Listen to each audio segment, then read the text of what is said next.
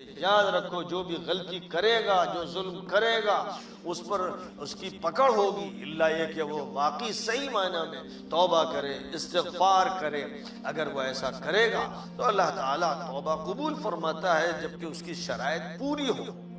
جس کا جو حق وابستہ ہے وہ حق اس کو دیا جائے، گناہ پر ندامت ہو، شرمساری ہو، اس کو ترک کیا جائے، آئندہ کے لیے عزم مصمم ہو، کبھی اس گناہ کو اختیار نہیں کرنا ہے، تو اس وقت توبہ قبول ہوگی، اس وقت استغفار قابل قبول ہوگا۔ لیکن جو غلط کام کرتا ہی